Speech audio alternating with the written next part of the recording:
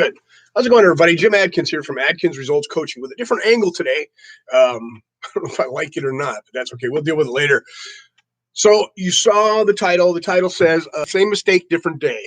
And some of the things that have been on my mind are, regarding this topic, how is it that even the best intentions to create new habits or get rid of old, how can I say? Well, let's just go ahead and use the A word, addiction.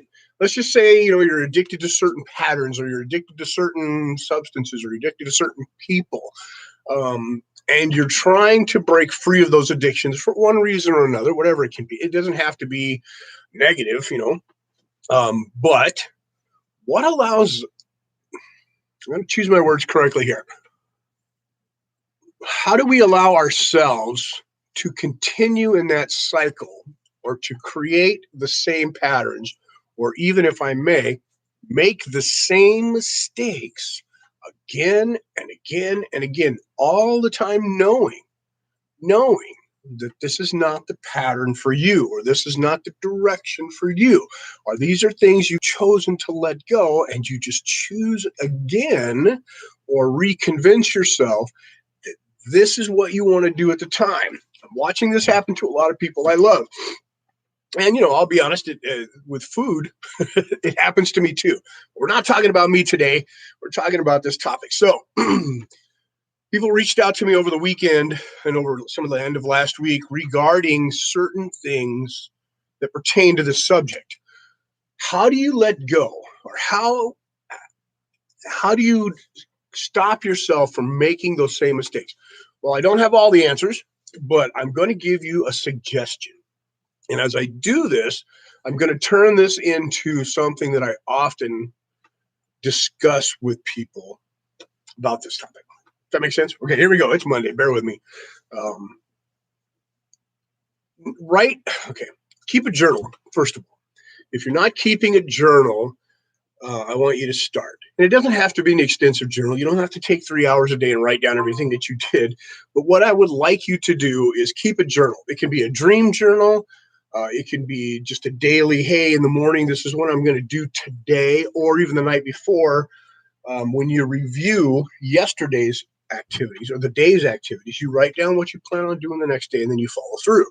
So let me repeat that slower so you can get the two possibilities there. One, in the morning, chart out your day, or chart it out the night before. Those are the two options, right? I'll do one of each. I'm not really set on each pattern. I mean, in the morning, I usually wake up and rewrite my list anyway. And I don't do it by priorities right away. What I do is I know that there are certain things that need to get done. And even if it's a week-long list, I'll write them all out. I'll review them. And I know just inherently how my days go, so I can kind of prioritize off the top of my head. So, but I would recommend you do that. Write down. If you get it off your head, you get it off your shoulders, you put it on paper, you can focus on one at a time instead of having to try and remember everything that's going on. So that's the first thing I recommend. Keep a journal. As you keep a journal, at the end of the day, and listen, if you don't have 5 minutes a day for yourself, you don't have a life. So make 5 minutes in the morning for yourself to do it. Take 5 minutes in the evening to review it. May take a little longer, but come on, 5 minutes. If you got 5 minutes, you can find 10. If you can't find 10, like I said, you don't have much of a life. You slow down or cut some stuff out of there. I'm not judging. All right. So you make your list. How do you recognize these patterns? Okay. At the end of the day, the first question you should ask is, did you achieve or do or complete what you set out to do in that day? Did you hold yourself, well, I know you hold yourself to a higher set of standards because we talked about that. Did you live up to that higher set of standards? And if you didn't, write down what it was that didn't please you, and then come up with a set way to change it. Let's just say, and I said I wasn't going to talk about me, but it's easier to talk about me than to talk about you. So let's say it's food. And you know damn well you're not supposed to eat a pizza at 9:30 at night. but you overdid it on the weekend, ripped up your schedule, and now that's the time you got to eat dinner. And the only thing open, since there's nothing really in the house, it sounds like it's going to taste good, is a pizza place. And you eat pizza. Jim, what was it about that pattern? Well, let's start at the beginning. Did I hold myself to a higher set of standards? No. Do I? I hold myself. Did I live up to it? No. Why? I allowed myself to think that, you know what, pizza tastes really good, and I don't have to cook it, and I don't have to clean up after the mess, and it'll be good for breakfast in the morning too, says the old college person inside me. Good excuses, right? Anyway, so I looked at it. Did I hold myself to the standard? Yes. Did I live up to it last night? No. What was the pattern that helped me fall back into that rut? I know what it is. Before I left this weekend to go sing and do that kind of stuff, I sang this weekend and had a great time. I didn't clean the house or prep my week like I normally do. So when I came home, I really didn't want to do anything. So there's the pattern.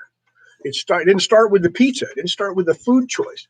It started before that with breaking other habits or breaking other rules that I know if I do this, I live my best life. When you keep a journal, that's what's going to happen. You're going to start to notice these things that you can fix easily and stop pitfall. Well, I'm not going to be overly optimistic and say you can stop all of your bad habits that way, but I'm going to be hopeful. Okay, so that's number one. Now I'm going to fall into this because this is supposed to help a couple other people, I hope. How can you be loved if you don't love yourself? And this one goes back to the whole I'm not worthy idea. And there's a whole bundle of things that can go in here. I'm going to try to get off here quick. I don't want to take up a whole lot of your time. My son said I should keep my videos short, so I'm going to try to shorten them a little bit. But here we go. If you don't love yourself, how can you expect other people to love you? There are a few people out there right now that are seeking justification and seeking happiness through other people. And other people can make you happy. They really can, but that's your choice. That's your choice. There's just information. And when you receive that information, when you look at that information optimistically or sarcastically, however you choose to accept that information is when it becomes your feelings, your emotions, and your life. Take the score of a football game. I heard somebody use this analogy the other day, and I liked it. Take the score of a football game, even if you're not a football fan. The score's on the board, and all that is a snapshot of a moment in time of this game. What it means to you is entirely up to you. You get to choose. Same thing's true with other things in life. Okay, you're seeking love, you're seeking happiness from other people. You go inside and make yourself a victim, or you go inside and make yourself feel miserable, lousy, unworthy, whatever it is, and then you reach out to others to correct that for you. Please stop doing that. Can others make you feel comfortable? Yeah, it's your choice. Okay, can they make you feel scared? Yes, that's your choice. Can they make you feel unhappy? Yes, that's your choice. Can they make you feel loved? It's your choice, but it goes deeper than just yes. Because in order to feel or be loved by others, I think it's necessary for you to learn to love yourself. Does that mean, will others not love you if you don't love yourself? No, that's not true. I love you. People love you. But to love the best part of you, to hold you, you can't be a negative Nancy. I'm sorry, Nancy, just a word that came off there. I don't know any Nancys that are negative. You can't be negative, okay? And expect people to correct that for you. You can't be miserable and expect people to correct that for you. You can't be unlovable and expect people to fix it for you. Got it? And I know, what if you're out there saying, I'm just miserable. I don't have good habits, Mr. Adkins. I can't practice. I don't I don't look forward to my days. I don't have anybody to spend time with. My music. Oh, I like to listen to this music, and it's miserable too. Well, stop it. I know my wife's going, stop it. I'm worried about it. Stop it. Seriously. Start finding little things that you love about yourself. I'm going to get off here. I'm going to share one more thing with you and get off here. I've got a friend, a good friend, who's also a student, who is a very high functioning, morally correct person who has habits built in from his 40 years of experience in life before we met, right? Still at times, and I'm not talking, this guy has achieved some amazing things in the last 10, 15 years. Amazing things. And at times he still feels unworthy. To this day, I don't think he can look in a mirror and say that he loves himself. That's your challenge for the day. And I don't want you to just look in the mirror and see the background. I want you to look right at yourself, at your reflection, and say to yourself, honestly, I love you, and mean it. What do you love about yourself? Do you love your eyes? Do you love the way you look? Like the two same things, right? Do you love the way you smell? Do you love the way you clean? Do you love the way you love others? Do you love the way you take care of yourself? Do you love the fact that you slept in this morning? Whatever it is, start learning to appreciate who you are at this moment, even if it's not your best self or your best version yet. From today forward, you can become a better person simply by starting to appreciate the things you have and who you are at the moment. Even if you appreciate the fact that you have an addiction and you recognize that right now, you don't have to like the addiction. You don't have to covet or hold on to the addiction. Please don't if it's not helpful. But know about yourself that you love the idea that you can recognize that and you have the power to change it. There we go. Same mistake, different day. Is that you? We talked to some people about pitfalls. They said yes. They sent me some information. I love it. Please do the same. If you have a comment, leave a comment. I'm sorry, I didn't say goodbye yet.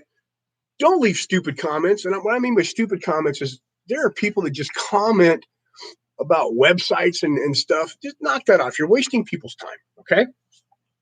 Comments are meant for people that are looking to change or can help somebody change. If you don't want to comment on there, send me a private message. I love that too. Hit the like button, all the stuff. Subscribe if you want to. Hit the notification bell. I'm not sure that YouTube even works the way it used to work anymore, but I like to know you're out there. So until next time, on your mark, get set, wow, grow.